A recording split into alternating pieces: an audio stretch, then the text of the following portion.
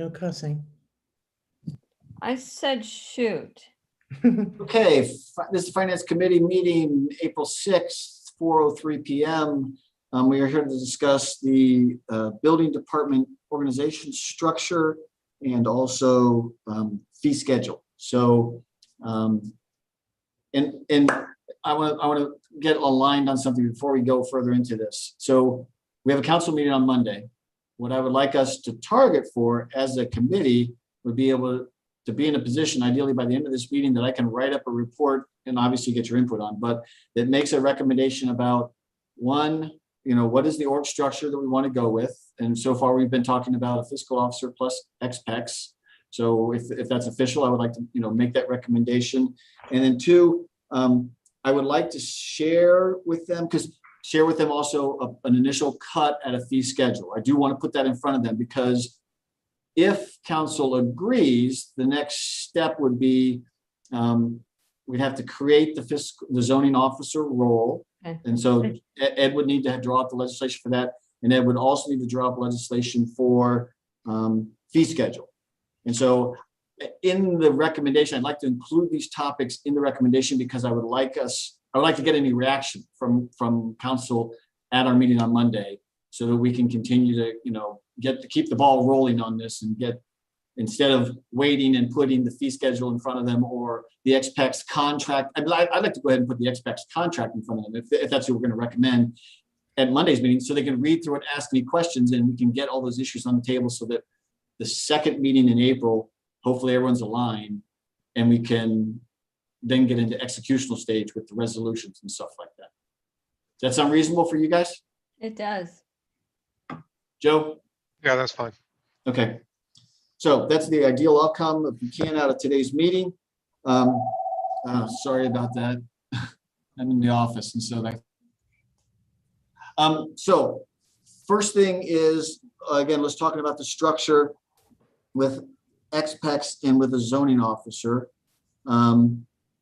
We've gotten all the data, with all that, and now what I'd like to do is, shoot. So first step is. I just got to go over here real quick. Keep Sure. talking.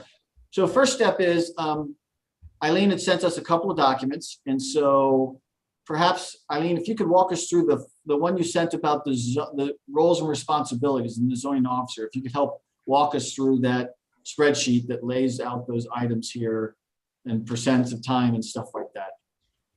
Okay, so the two biggest parts of the job are communicating with residents and builders and contractors and just people generally asking for information, and then the stray non-building related questions.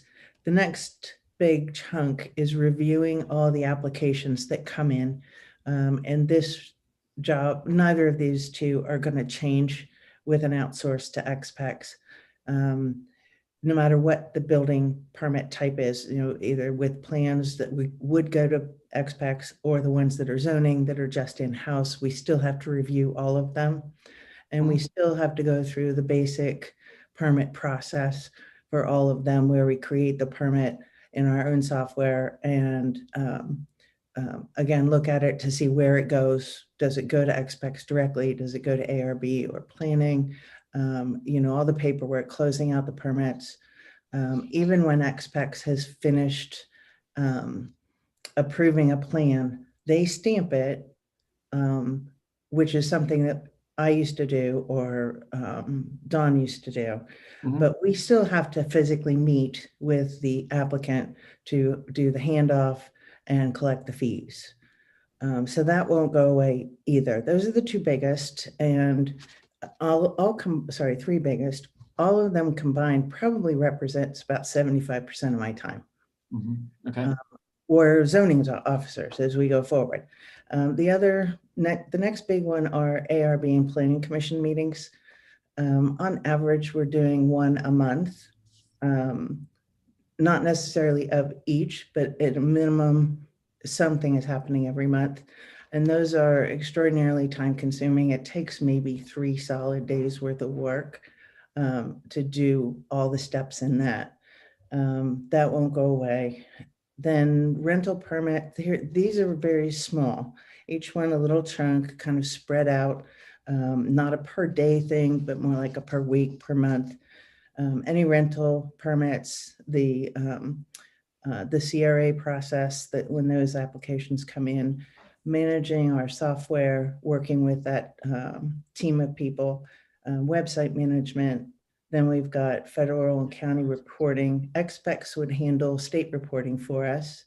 And then just generally kind of keeping track of the finances for the department. Dawn used to do that.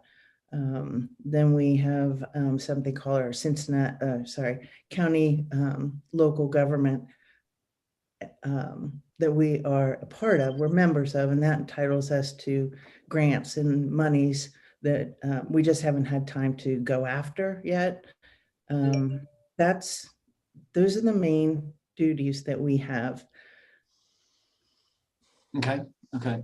And so help me with the other parts across the top when you had the 40 hours per week, 35, 30. Oh, yeah, this is just incrementing down by what you all would decide is best financially for a zoning officer.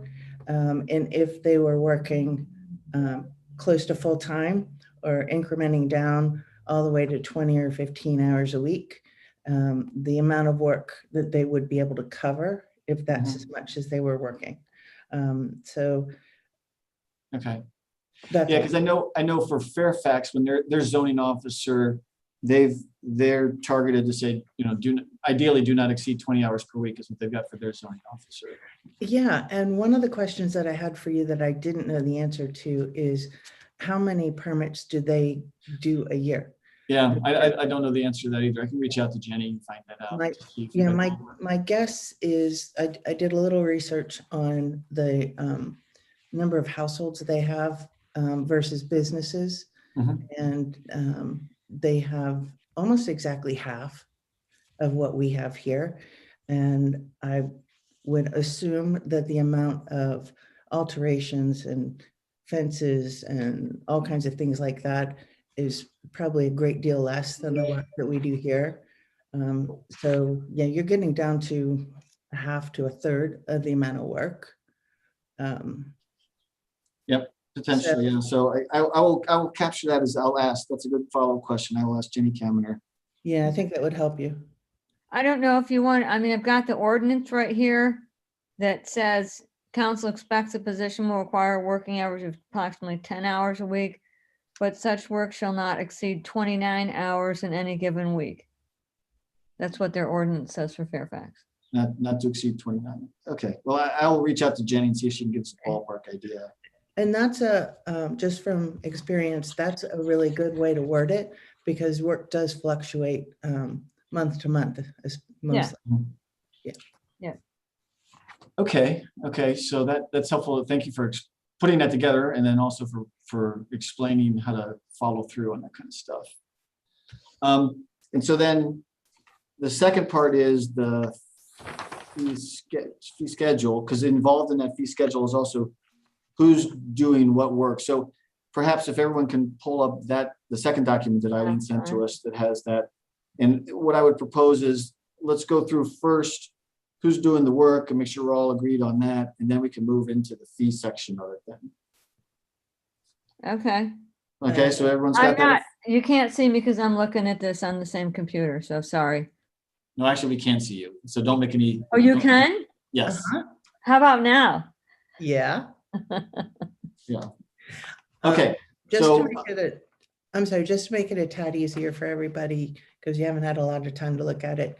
The who is responsible has not changed, with the exception of, I did have a conversation with Mr. Don Keys about my idea of not requiring permits for replacement windows, doors, and siding. He said there's a legitimate reason for doing that has to do with assessing the property value increase. So I think we could take that fee down, but it's probably a good idea to keep it. And then the columns that I've added for you are Hamilton County fees and Cincinnati fees. Yep. and an initial pass at what we might consider doing. Yeah, and again, I'd like to try and take it a step at a time, because I think who does the work may impact what the fee schedule looks like then too. So let's get aligned on the who column for each one of these activities. So for all the building stuff, that makes sense to me. That expect. Can you help me with one thing here? Tents. What has to be done with tents that there's a permit that, do you know? It's a safety thing. It's for bigger tents. So for example, we had one recently down at Kellogg when they started having to take employees' temperatures when they came through. There was one other example earlier in the year. I think we've only had 2 this year, where it's a real safety issue. So Bill Fiedler has to go and inspect. Okay, so but like if I don't know, Mariemont 5K sometimes has tents. So does somebody has to go review those tents before they get put up over at the bell tower? Yeah, that was going to be my question too. That would be an interesting question, because they've never put in an application and we've never made them. Okay. So I think that's kind of a smaller than the purpose, smaller than the intent of having a tent permit, no pun intended. Okay, so you're saying, it sounds like these are for like pretty big tents, not small tents then. Correct. Okay. So we could, yeah. Can you, as a follow-up, could you maybe let's get some clarity about, because we have here about accessory structures less than 200 square feet or whatever. Can we have tents smaller than certain size, so that we're not making clear that, I mean, if somebody puts up, heck, I remember I one time, put up a tent in my backyard for the kids, and we spent the night out sleeping in the tent. It's like, okay, wait a minute, we're not talking about that. We're talking about the big, more, industrial strides type of thing. So if you can help us with clarifying what you think is the right threshold in terms of size.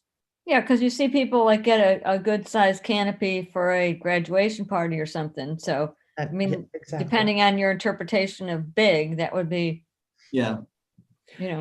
So if you can help us with that, Eileen, about what do you think is the right threshold to get that kind of check on? One other quick thing too, Rob, on the tent thing.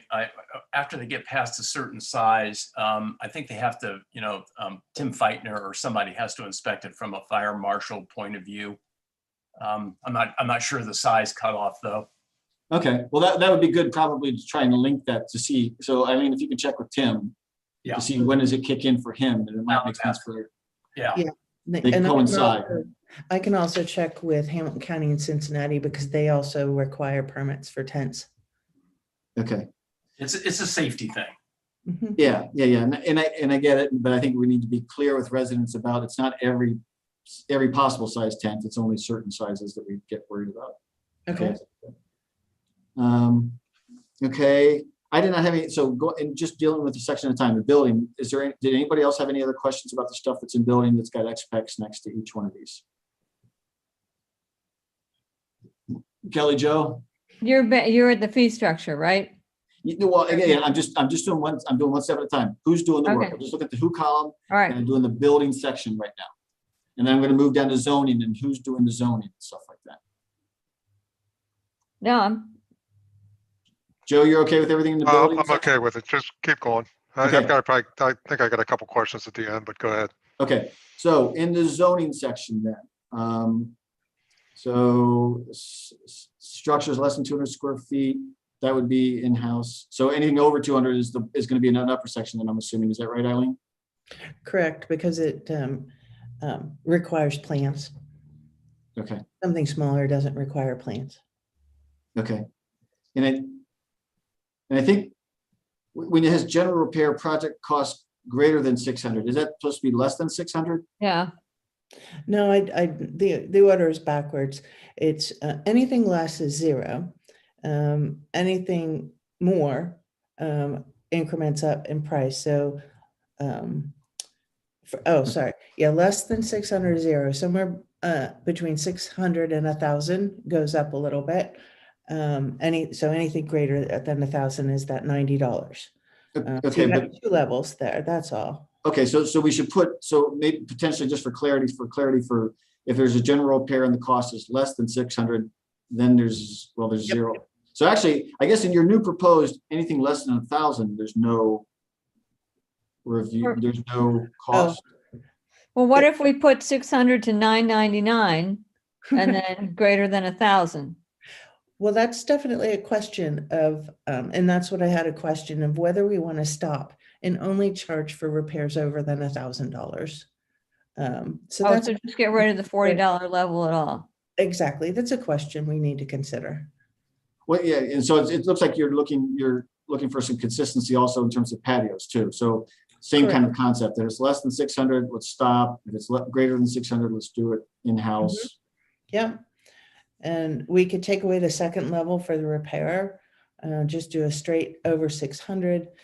So I like the idea of consistency though. So whatever we decide. Yeah, so do I. So if we're going to say, if there's patios less than 600, let's stop. Then I would say general repairs less than 600, let's stop. Okay. And So then, yeah, and- make and then- $600 the cutoff. yeah, the 600 the cutoff. So general repair cost greater than 600, in-house for 90, and then patios and flat works greater than 600, in-house for 90. So that gets, again, that's consistency. And then when we get to the proposed, we can get consistent there too. So Yeah. Got it. Eileen, just a quick question on repair, though. You're talking about issuing a permit for repair. Mhm. Like, let's say guys' back steps need to be repaired and it's under $1,000, we issue a permit. Is there a follow-up inspection on that? We send Bill Fiedler for pretty much anything that we give a permit to. Well, see, that's what I But thought. the question is, Who's gonna do the inspection on this? well, that's one of the things I wanted to talk about, because right now we inspect everything. And the question is whether it's necessary. Right. I know that the only one I found that does not across the board inspect any zoning is Glendale. And then everyone else is kind of a mix, depending on what it is. well, I guess there's two separate things. One is zoning, because I'm assuming we always check for zoning for all these things, right? You laid that out in your other spreadsheet too, where you showed everything goes through all zoning, all permits go through a review from you or from a zoning officer standpoint. Correct. And then the determination is made about, okay, does XPEX get involved? So what I'm hearing, Bill, is, yeah, because to me, if there's an inspection, again, I would just say, well, just let XPEX do the whole thing then. Yeah, You know? but we haven't covered the cost. Pardon me, I'm sorry? We haven't covered the cost. I mean, if we have to have XPEX come out and do an inspection, the minimum, they're probably going to charge us, what, 75, 80 bucks, maybe $100 for that. We wouldn't have that cost covered in these fees. Right. So what if we go to XPEX doing dollar per hour? I would think we would do the same thing if they're the ones who are going to do this work. Right. You would be in, As a pass-through. Correct. Yeah. So let me get really specific. So Okay. again, general repair costs greater than 600. Here's what I'm proposing. Instead of in-house, let's just say XPEX, and then again to the far right, we're going to have dollar per hour, and they'll handle the whole thing then. Yeah, I'm just trying to point out that, on some of this stuff, we got to be careful here because we're not going to be covering our expenses. Right. And so we do the pass-through whenever that happens. Yeah. Okay. Yeah. One thing I'd asked last time, and it somehow didn't get done, is if we could add the number of permits that we do for each one of these categories. Because I'm going back and looking at this document that came out last time. yes. And on these general repair items, we only issued 6 permits last year in total. Sorry, I forgot But- that. So No, it totally really doesn't, and that's where I'm going to, and I think, Bill, you had the good point of, how do we do some of these services without losing money? Because, and again, I think what has happened here, we've created a building and zoning code that tries to catch everything. Mhm.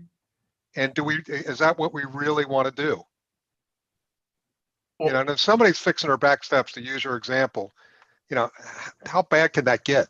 Well, I it mean- could get bad, Joe. See, that's kind of the thing. There's a gray area in between a little minor repair on a set of back steps, or let's say it's a set of wooden steps and the stringers are bad. The stringers are the underneath supporting structure. And Okay, but if they do it cheaply, we're not going to go out and see it if you got a dollar amount on it. I mean, this is the question about, what are we trying to do here? well, we're Right. trying to catch shoddy work. We're trying to make sure that a guy does repair work on a set of steps. It's going to hold somebody up when they go up the steps. And how much are we, do we reasonably believe we should spend to try to do all this? Well, it's a good question. See, and the other point too, I think, is that you say we only had 6 of these permits last year. Yeah, I'm just kind of going off of this report that I got last Okay. time. I mean, that's 6 that we knew about. Right. Okay. Oh, Yeah. yeah, yeah. There's a lot of That's- general that's repair work always- that goes on in this village that it just goes unreported. So let me Nobody- ask you this question. If somebody's going to do shoddy work, you think they're coming in for a permit? What? No, They may not intentionally. I think we all know the answer to that one. Yeah, So we I do. mean, so that's where I think at some point we're kidding ourselves with what we're, trying to do here. That, Yeah. and again, the big stuff, yeah, let's get all over it and try to figure it out. And we can probably afford to charge permits necessary to provide the oversight on them. On this smaller stuff, I think we might be kidding ourselves. Well, okay, I agree with you, Joe. So how about this? How about if we change the threshold to like $1,000 instead of $600? We say if it's under $1,000, we're not going to do any permit. If it's over $1,000, then, and again, I like what Bill's saying about, then it gets big enough that you say, let expecs do it, and it's going to be a flow through. So we're not going to have a loss on it per se. Yeah. You know? yeah, I think that we can't make a blanket decision across the board with that, because there's certain situations where if we are made aware of it, then we have a responsibility to, depending on the nature of the project, to inspect it and make a permit. So for example, the steps. Yeah, if it's just a couple steps, then no. But if you have, from a building code perspective, if you have more than 4 steps, then you have to abide by building code. And that's something that we would want to capture, but we have to be Okay, made aware of it. But if somebody has to follow the building code, regardless of whether they get a permit or not, and they don't follow the building code, That's a maybe whole what we different do ballgame. is go into a fine situation Mhm. where we get the money back that way. I Yes, mean, again, what I'm trying to say is, we're chasing our tail on a lot of stuff where, most people are going to do stuff right. And we're trying to set up the situation where we're going to try to catch somebody who's not doing something right. And those people aren't coming in anyway. So we don't know about them anyways. But, if we say you have to adhere to the building code, and if you don't, there's going to be substantial fines. Doesn't that cover what we're trying to do here? Is assure that we have quality building Yeah. getting done in the community? And if we do have to get involved, they're going to pay for it. Right. Exactly. And the way that many communities handle exactly what you're talking about, Joe, is with the reinspection fee. If our guy has to go back again and then he charges us, that gets completely 100% passed on to the resident. We do not do that though. That's something we could do to cover our costs. So Joe, help me with what I want to make sure I understand. What are you proposing, like for general repair in this patio flatworks? What do you think we should put in there? I'm challenging the way we do stuff today from the standpoint of asking somebody to file a permit, regardless of cost, for these minor, for what's considered to be a general repair. Mhm. Instead, what I'm saying is, why don't we get out of the business of inspecting all the good repairs and try to enforce the bad repairs? So you're And we saying, don't know that- So it's an enforcement and an oversight issue rather than a permit issue. But we don't know whether it's a bad problem until we inspect it. Right. So you. Okay, right. but again, how are you going to know unless somebody files a permit? Well, we don't. So this only applies to work we know about. Well, and until your neighbor, reports you or something like that, or John Schifferberg, John he's right, Schifferberg. his work going on. And Yeah, John just told me today about somebody doing their driveway and digging up the sidewalk. And they didn't ask for a permit, so they're gonna get charged double But by the Joe way. Joe is making a kind of a point here in a way, because the way we work it right now, if we catch somebody doing even slightly semi-minor work, like putting in a driveway, and they don't have a permit, then we charge them double. And Don't we? then, okay, we charge them double and then follow up We make on them them. get the permit. we How are charge they, them double sure what they the pay permit it? would have been. Yeah. Charging them and getting them to pay it aren't I mean, is there a way that we're sure they pay it?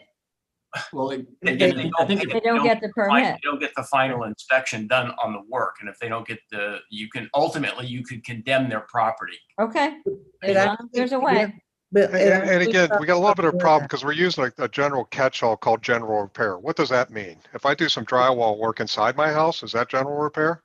No, drywall doesn't, general repair pretty much comes up when somebody is doing additional work in the basement. Like, let's say you tell us you're doing drywall repair, you want to know if it needs a permit. On the surface, I'd say no, but I talk to you a little bit more and I find out you're actually taking out a wall on the other side to do X, Y, and Z, or you're changing all the wiring. And that's when general repair comes in. Or if it just doesn't fit in any other bucket and we need to monitor for safety, or they need a permit from the county for electrical work or plumbing, the county is not supposed to give them a permit until they have a zoning permit from us. And so if it's really minor, we just charge them $40 or something so they can get their permit and get the work done. So in a way it's catch-all, but it does have purpose. And that's the kind of thing that I think we could handle if we don't send anyone to inspect. There's no reason to inspect it because it's so minor. That's where we could make sure we cover our costs. Because when I did some of the proposed changes in the fees, I went and I estimated the amount of the time it would take a zoning officer to process everything, the amount of time it takes Mr. Fiedler to go and inspect, added those and put a little bit of an upcharge on them. And that's how I got some of these. So, go ahead. So you raised a good question there, because I guess I had made an assumption that if we're going to XPEX, we're not going to continue to have other people doing inspections. I thought XPEX is going to be our person who's going to do plan reviews, inspections, all the other kind of stuff. They're sort of like the one person, one shop, go-to for all that kind of stuff. All they do are building permits. They don't do, they do inspections for building permits. They don't do inspections for zoning. That's not part of what they said they do. We Well, I bet they ask them could, and see if they do it. We ask them, why couldn't they? They could do an inspection on anything we ask them to. I mean, they Yeah. haven't. Yeah, but if you ask them to inspect on some of these smaller things, you put it out of the realm of reasonableness for a fee. Well, Well, but that's- again, that this is, I think where I'm getting to my point is we really need to focus on the big stuff and not worry about the small. It's a little bit like as I look down the page and it's $25 for the tree removal permit. Well, we're gonna make that zero. We're You're gonna make that what? Zero. I thought your idea last time was brilliant. We make it zero in an effort to incent people to just document the loss of our trees, especially our heritage trees. We don't want to penalize them for helping keep this village beautiful. But what we do, your idea was if they don't tell us and we find out, they have a pretty hefty penalty, which again incents them to let us know. Oh, yeah, okay. So So there's no Joe, permit. Go ahead. no, go ahead. I was just saying, so for clarification, so there would be no permit fee, actual fee, but a permit would be required Mhm. just for the records. And then if we find out that's not taking place, then there's a fine. Yeah. And is anybody at the village office going to be reviewing those permits and spending time on them? Oh, that's the zoning officer. Okay, because this is one of the things I noticed on your schedule before, is you talked about the number of hours that a zoning officer would need. And my question is how do you pay for this with the current permits that's coming in? Because it almost looks like we get more money on the building permits than the zoning permits. I think Oh, absolutely. yeah, the schedule that I saw was,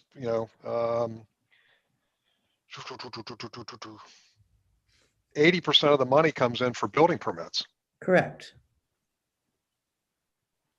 And so in essence, our loss leader in this whole process is the zoning process, the Correct. zoning permits. So the Correct. question is how do we get cost down to a point that matches up with the permits that we're charging people? And again, I think my question comes down to is, do we have the resources, or can we put the resources in place at the right cost to be able to do all these activities and charge a reasonable permit to the residents to provide those services? I just didn't want him to boil. Yeah, because, no, you bring up a good point, Joe, because when I looked at the, when Eileen provided the fee structure for other places, a lot of the other communities, and I'm talking, you know, not Hamilton County or I'm talking Madeira, Glendale, Wyoming, they don't have nearly as many items that they're charging permits for. Mhm. And so because of that, there's not as much cost either, right? Because people don't have to apply, I guess is what I'm hearing you say, is that with a simpler fee structure, with fewer permits being required, there's fewer hours being spent doing this stuff also. Do I get that right? Joe? That's what I'm thinking. I mean, again, I'm trying to put a couple of numbers together from a couple different schedules, Yeah. but that's where my question comes from about, okay, is our problem here that we're not charging enough for the zoning activities that we're trying to do? And then the second question is can we charge enough to cover the cost of those zoning activities? I say yes to both questions, to both your statements. We're not charging enough and we need to charge more. Okay, so what do you want to charge somebody to take down a tree? I think that's the exception. I think that's the exception. I think And then everything how else much we increase, everything else we increase. how much do you want to charge somebody for a general repair of $1,000? Well, I $100? up to 100 and we can up it more. Well, again, or again, if the work is primarily, I guess the work, I like, again, I continue to say, if it's more higher cost work, let experts handle the review, the plan review, to make sure that there's not a requirement that that they're not meeting, and then also do the inspection side of it to make sure that it's meeting, you know, whatever they did meet it. Hey, Eileen, one question. Let's go back to your original schedule where you said something about that the zoning officer has to review all building permits, all permit applications that come in. Correct. How much time is there on that initial review? How many hours do you think that takes? Oh, it depends on the permit. And so I just kind of averaged them all together. How much time do I spend in a day working on permits initial review? And so, for example, fences take a pretty good amount of time. A roof, not much at all. A lot of the time for something really simple like that is just talking to the resident and making sure they know what to do, how to fill out the application. But that's simple. Fences take a long time. When you say long time, like how much time when you say long? Oh, a fence? Just average. An hour a day. I Okay. mean, an hour if you do one. Okay. The other day, I actually went out to visit somebody at their house to figure out where it would go. So. Right. Okay. So For a you big got- deal in this village. Go So ahead. normally though, something like a fence or something like that would require a site visit, right, by the zoning officer? No, not normally. No, Okay, not normally. okay, It requires looking at sources online to figure out exactly where the property lines are, okay. information about what's already there. It takes a while to do a fence permit.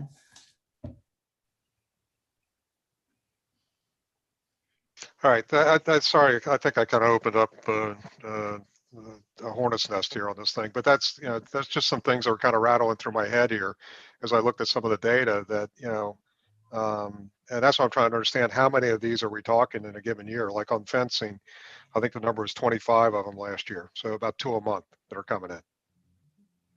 So And in fencing, you're charging $110 for. which takes more time, is what you're saying, than probably a general repair that's only $100. So again, how are we coming up with our fees? Are we matching the amount of work necessary to the fees we're charging? Yeah, and going back a question ago that you had, Joe, in terms of how many of these line items are being required for permits from other communities, I do have that. And if you want, we can sit down and I can take you through it, or just email it to you and you can take a look. That might be helpful for you. Let's see. I don't know, maybe I need to go back to the drawing board. But one of the things I liked about Cincinnati and Glendale and Madera is they defined their permit fees by the cost of the project. And they lump a whole bunch of different things into that. So they do like a percentage of the cost of the project? Is that how they calculate it? Right, so something really simple would be a base fee, let's say $100 base fee, or a $15 base fee for the simple things, and then, or sorry, 65 base fee plus $15 per $1,000. That kind of thing. It just really simplifies things because you don't have to look at this activity versus that activity.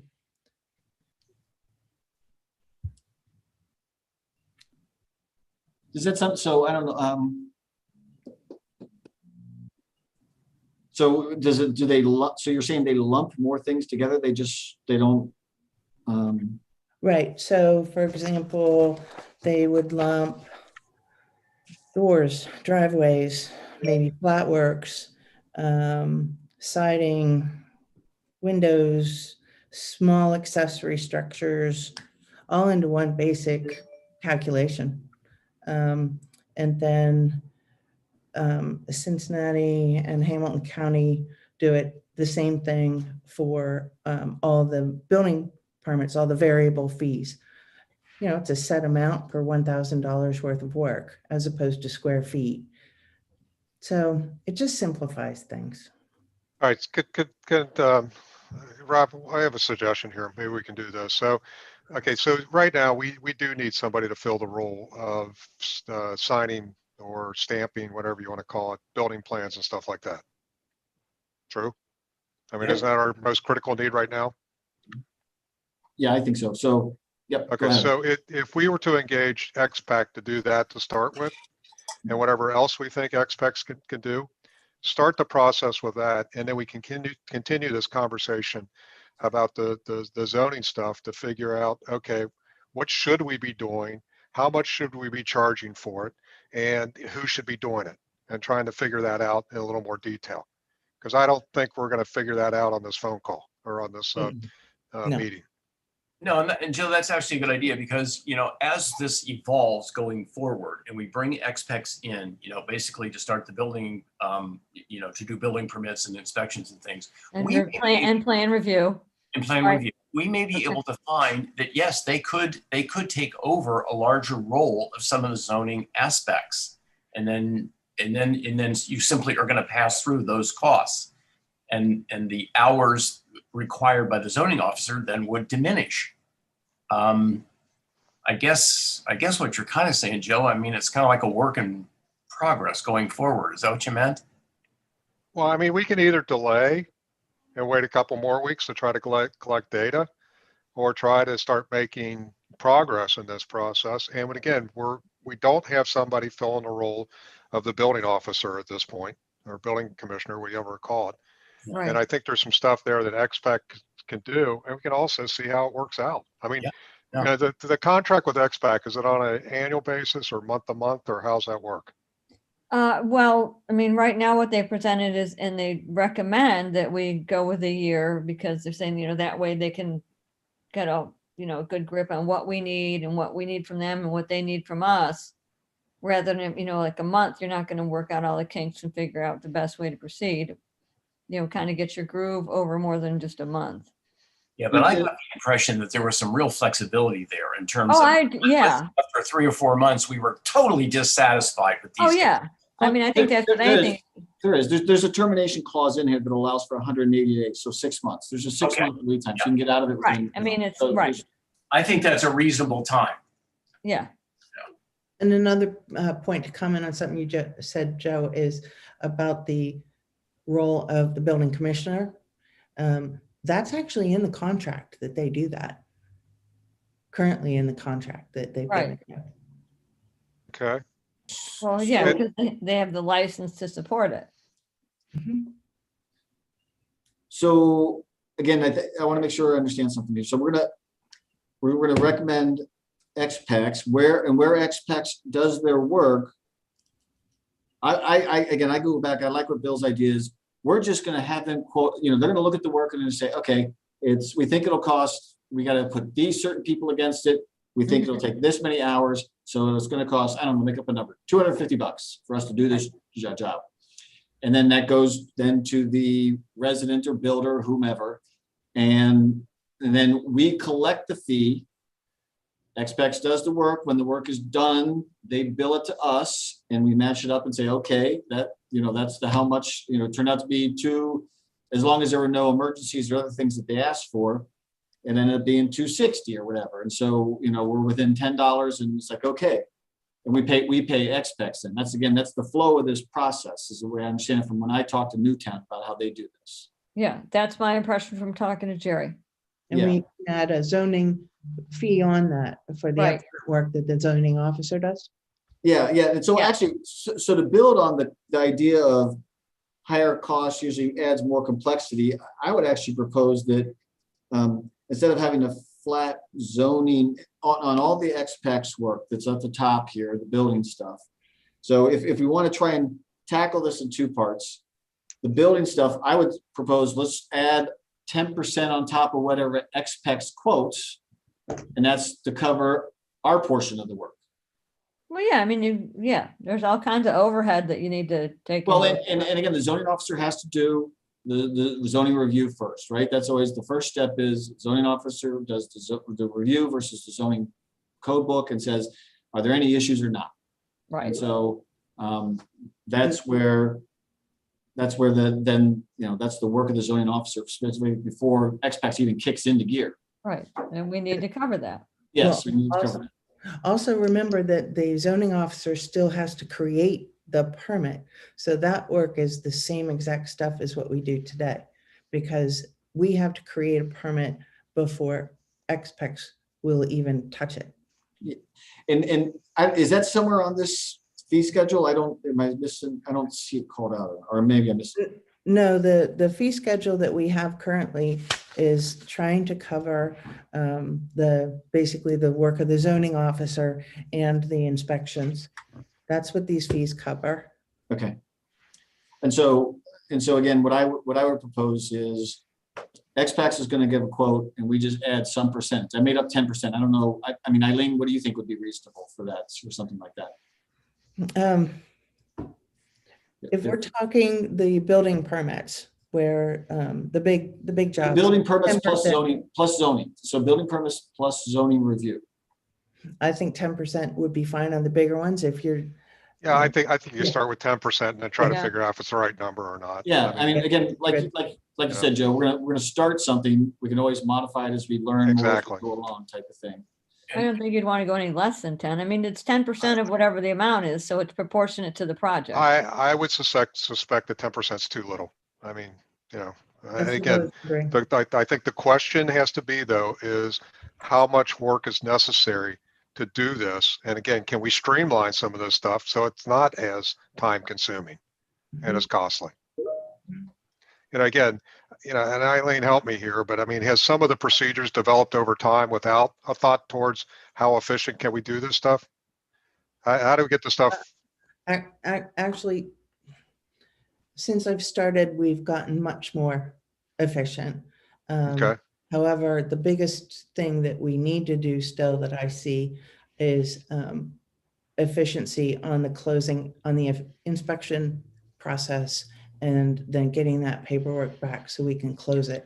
All of that could be done via our software. And that would require very little touching on my part of the zoning officers. That would be, At some point, you have to get it to a standard that the complexity of the project will dictate how many times you have to, touch the project, over time, and that the cost we charge for that project matches up with that complexity and the services required to move it, from start to finish. and that's And what I've done. Yeah, that's what. But I get a sense right now that we don't have a lot of that on a lot of these categories that we're talking about. No, that's what I've tried to do, start do on the proposed for the zoning. I've looked at the number of hours that would be required from the zoning officer and an estimate of the number of hours that the inspector would do, added them together and then upcharged. And hey, listen, guys, too, one final thing. I brought this up the last time. I really think seriously that we have to have a basic application fee, because the minute an applicant comes in and starts the process of applying for a building permit, we are going to incur costs. Right, that's a good They point. decide at anywhere during that process, oh, I don't want to do it anymore. I don't want to do it.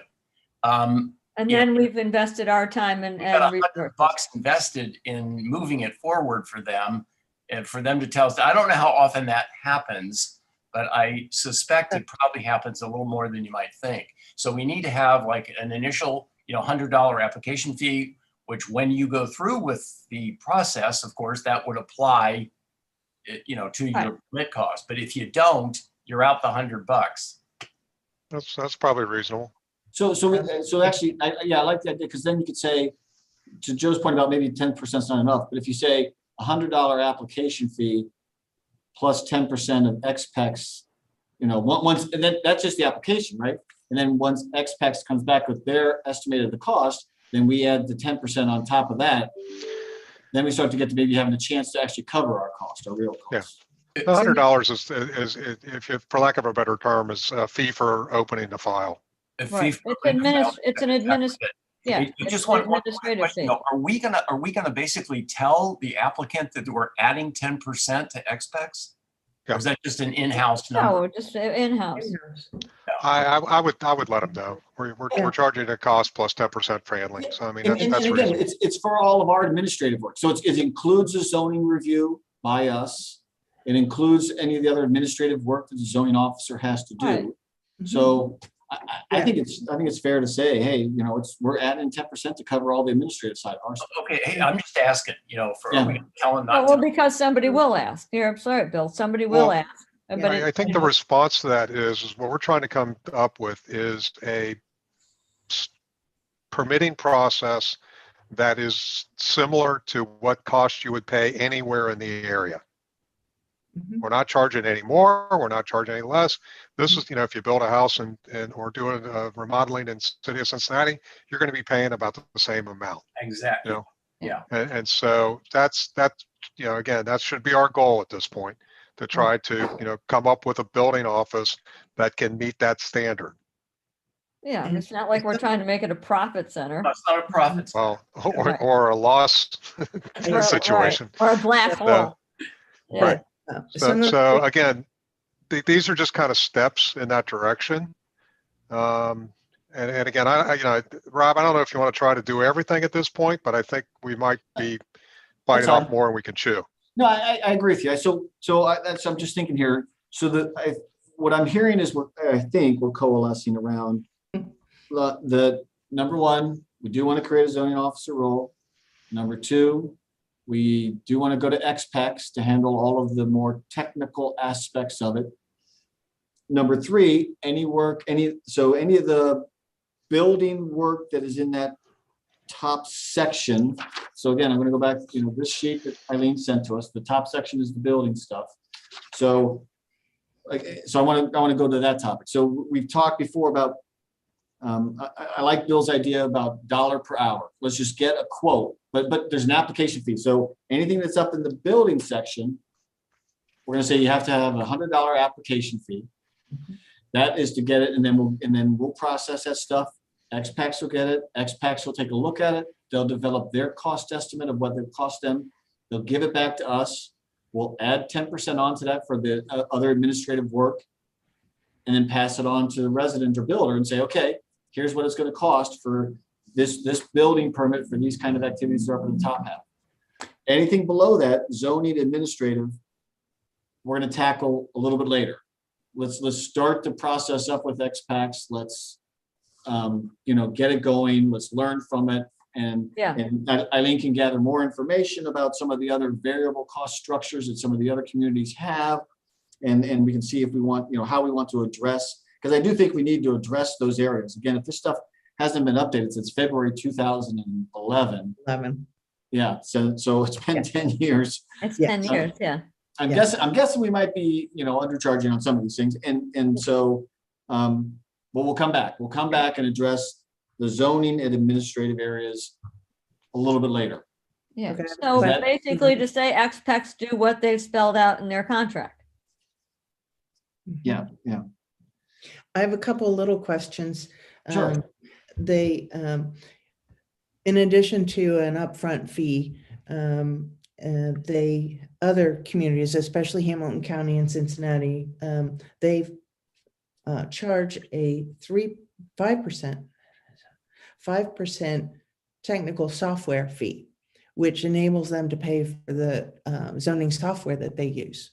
Right, they And call it so- a technology fee. They call it a technology fee, right? Technology fee, which Mhm. is 5%.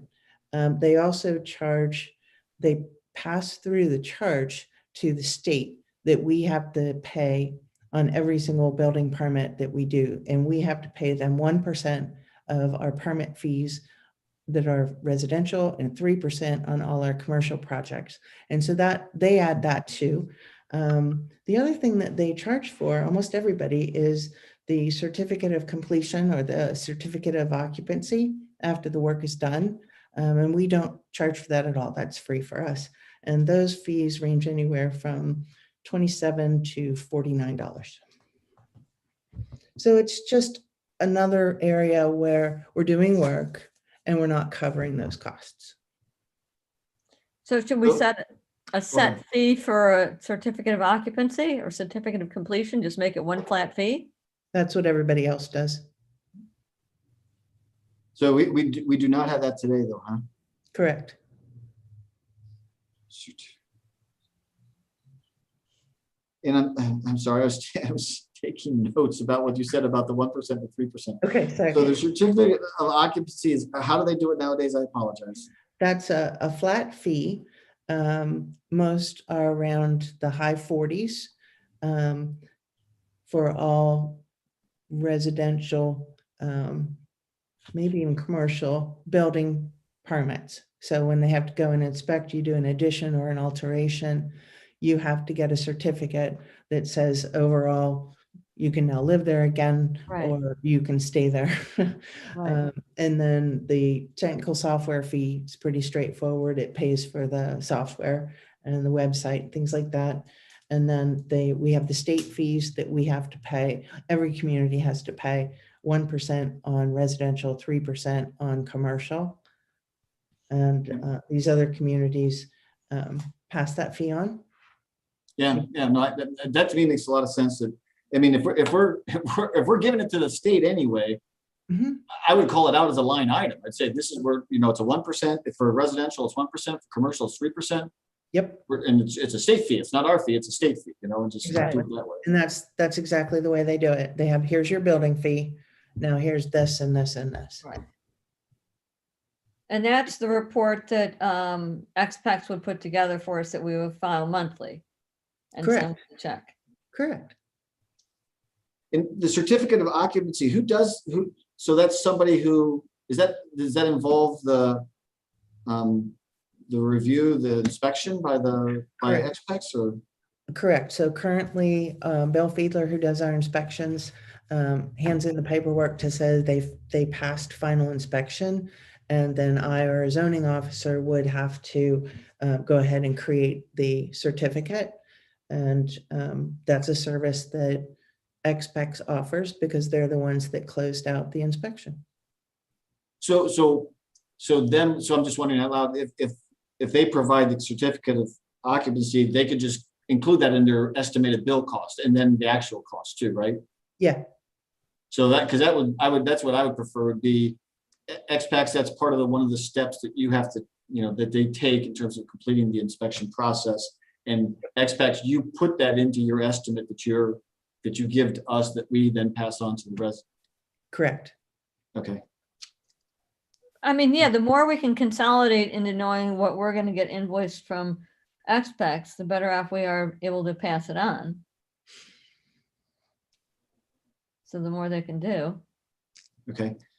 So it sounds like in that building section up above, we should add a row that says certificate of occupancy and just put XPACs. And again, it's going to be $1 per hour rate then. Yeah. The certificate of occupancy is a flat fee. Yeah. Okay.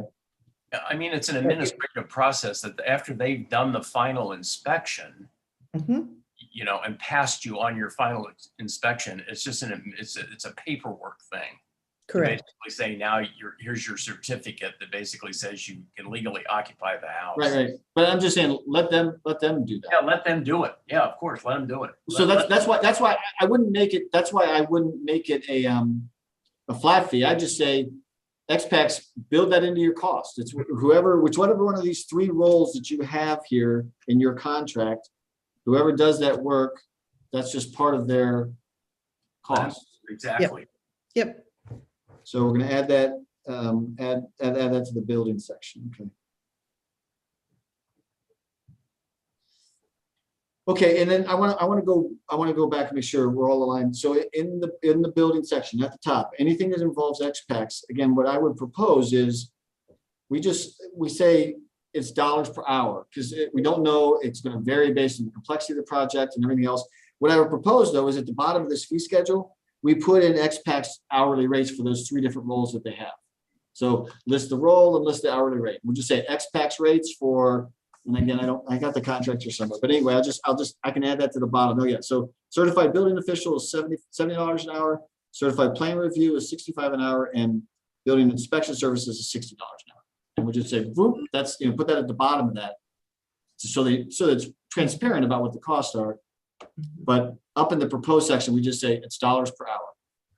We're not putting, we're just letting XPACs develop their cost estimate and then give it to us, and we'll give it to the resident. Okay. Kelly and Joe, does that work for you? Yep. Okay. Okay, so let me recap again, so then we can officially vote on this thing. What I believe we are recommending is again, number 1, we want to move to having a zoning officer. And that will be the in-house person, and an XPACs will be handling all of the building aspects of this. And again, what I plan to do with the recommendation is take Eileen's document, update it, and make it an attachment. I want this, I want council to sort of see all this stuff. And we're not, just so it's really, really clear. I want people to really, really understand. Now, again, we're going to come back. There's going to have to be a resolution to create the zoning officer, and also, Fees. if we make changes to the fee schedule. Okay, but Rob, what I'm hearing you say is you want to be very, very specific, but we're not very, very specific yet, because we're still trying to figure all this out. And let me ask Eileen one additional question. Eileen, is there a policies and procedures manual for the building office that talks about how you're supposed to handle this stuff? Handle what stuff? And anything that comes in, any one of these categories of items, whether it's a building item, a zoning item, administrative item, is there a policies and procedures manual? No, I have, as I was learning the job, I wrote steps and procedures down, but it's in my notebooks. I haven't created a formal manual. But Okay. So again, that would help us a lot as we're trying to figure out, okay, what's the workflow now versus what we want the workflow to be in the future under this new structure. Well, I think I totally hear you. I wanted a manual desperately when I first started the job. But everything that's in the list in terms of. I'm not blaming you, Eileen. I know you're inheriting, a lot of past years of stuff. I'm just asking the questions. So, as we try to, what we're trying to do is, in essence, morph the building office from the way it used to work to some new structure that's going to be more efficient and more cost effective, and hopefully not be as much of a loss as it's been for the past, for a lot of years. And so, So I kind of already gave that to you. I already know that without a manual. And so it's really in the list of responsibilities that I laid out and the amount of time it takes. That is not going to change okay. whether what is happening today versus what will happen in this new structure. Right, but again, I think that would help us, and especially as we allocate these responsibilities to, in essence, some to XPAC and some to this internal zoning officer. And Rob, I would do one additional thing. I would say at this point that the zoning officer position is an interim position until we get all this figured out about what exactly will the zoning officer be doing, and then we'll know, how to staff that role.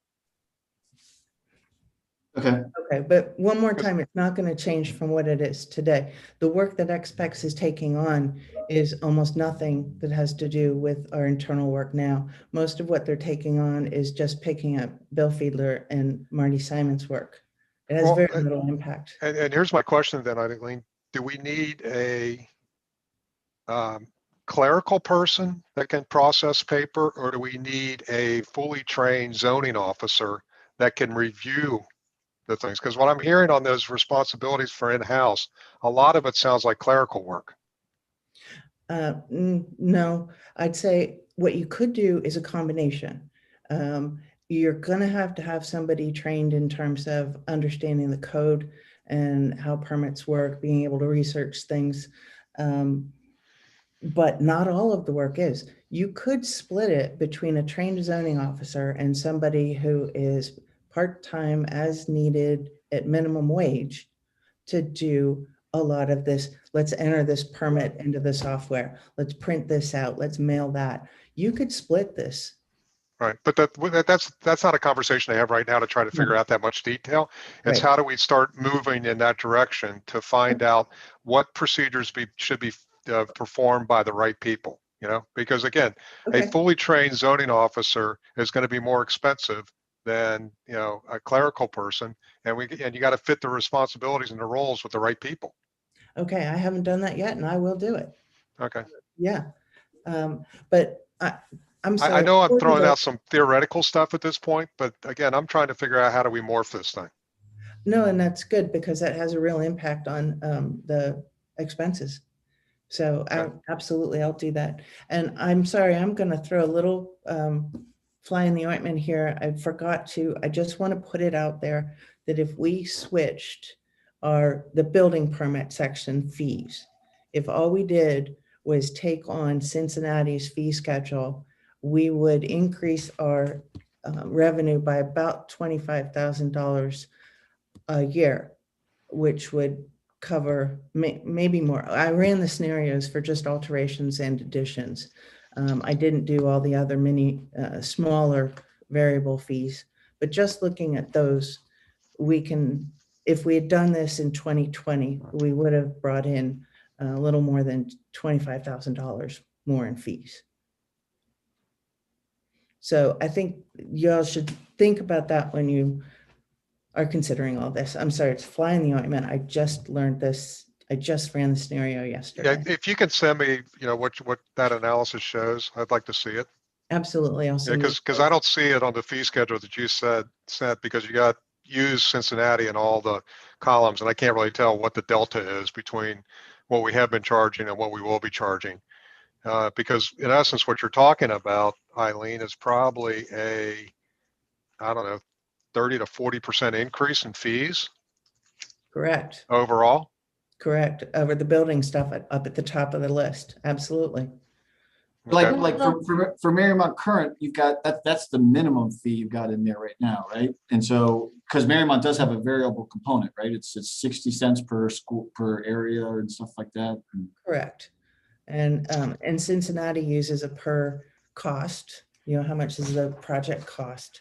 Yeah. So I just to Joe's point, Joe, you can't even compare 268 because that's just the minimum. And so right. it goes up from there. We don't know. You'd have to go back and look at every application and do the square And area. again, I've got two goals. Number one is that we charge our citizens a reasonable amount for the permits.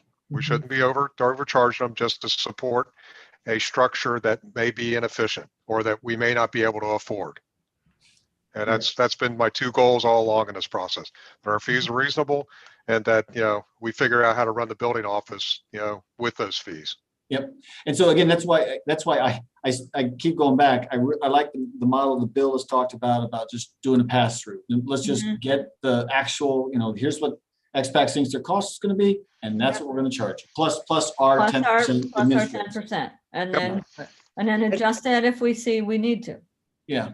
And just so you know, my assessment is the XPEX would be more efficient. I just wanted to make sure that you knew what I found. And then the other assessment is that Cincinnati is the highest rates that I have found out there. So to Joe, your point, we don't want to be charging our residents too much. I think that's what Cincinnati would be. I just wanted you to have all the information. I would hope we can figure out how to do this stuff even better, more efficient than the city of Cincinnati or Hamilton County. I mean, Agreed. because, anybody who's dealt with them knows there's a lot of inefficiencies down there. So we just have to figure out how to do this. Yeah. Okay. I agree with you. So I'm going to loop back because I need to write up a recommendation. So Okay. what the recommendation will, I believe, stop me if I'm wrong. Again, number one, we're going to have a zoning officer, interim type of role. The scope of the role will be evolving as we learn more because there's more work still to be done. But we want to have a zoning officer who's going to be paid out on an hourly basis, similar to Terrace Park, Fairfax. We're going to hire XPACs to do all the technical aspects of this in terms of plan reviews, building inspections, all that kind of stuff. The As process. indicated in the contract. Do you want to say as indicated in the contract and attach the contract in the packet? Yeah, because Okay. I want them to see the contract, because again, if there's issues, I want to get them up front now. Sure. And then the process will be the resident comes to us, we'll charge a $100 application fee on the front end. We're going to give it to XPACs. XPACs will say, okay, here's what we think this will cost you in terms of our different people who have to work on this. Gives the number back to us.